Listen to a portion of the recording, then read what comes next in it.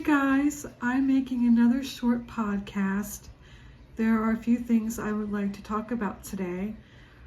Firstly, it is snowing where I am in Pennsylvania, so I'm inside where it's nice and warm. But I'm looking outside right now. I'm looking out the window, and it is still snowing. So yes, it is a snow day. I'm definitely going to be making myself a nice cup of hot tea after I'm done this podcast. So what I would like to talk about today is Nostradamus. I've been thinking about Nostradamus lately, and I would definitely down the road like to possibly channel his spirit and see what he has to say. I've always been interested in Nostradamus. He just fascinates me. He really does. So yes, down the road, I might just do that. I might just channel Nostradamus. Also, too, I have a ghost story I would like to share with everyone. Excuse me. I think I'm starting to lose my voice. So when I was little, growing up, I'm just adjusting this. My grandparents had a house in Satterton, Pennsylvania, and which was haunted. My grandparents are gone now, but this was back in the day, when I was in grade school. And like I said, their house in Satterton, Pennsylvania was haunted by the ghost of my great-grandmother. And I remember hearing stories, and I also remember saying over their house. Oh, I'm still adjusting my phone. Oh, sorry. So anyway, when I was growing up, I remember hearing that my aunt was at my grandparents' house in Satterton, and she was doing wash. And she had put the wash was done out of the dryer, and she left the room. The wash was unfolded. She came back, and the wash was folded. And she swore, she was like, that was my grandmother, that my great-grandmother, her spirit, her ghost, folded the laundry.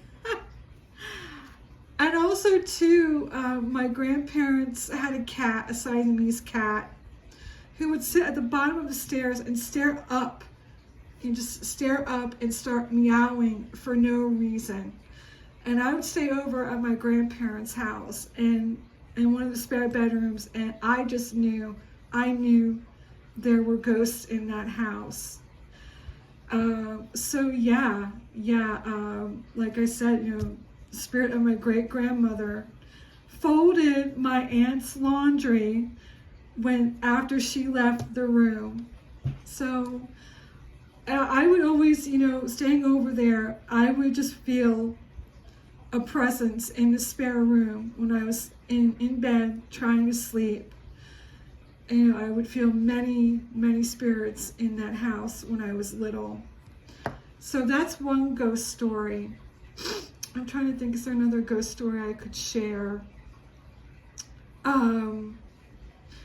Okay, when I first moved to the house I live in now in Pennsylvania, I would be in my room, again, trying to sleep, and I would hear banging noises outside, coming from the direction of my window, these loud banging noises, and it would wake me up out of a sound sleep.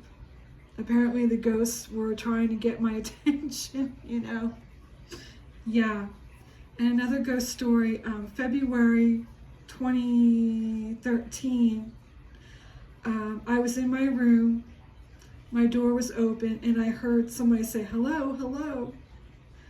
And I just, I'm like, what is going on? So I left my bedroom, and, I didn't see anyone.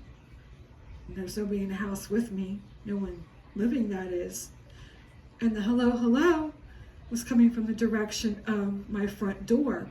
I opened my front door and there was nobody there. So that's another cool ghost story I would like to share with you all. And I'm watching the snow fall.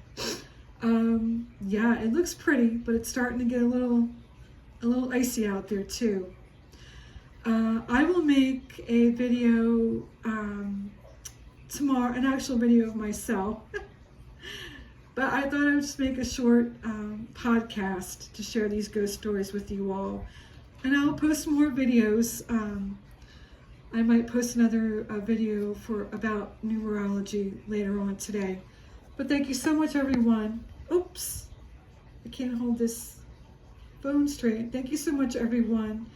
And take care of one another, okay? Bless everyone. Thank you. Goodbye.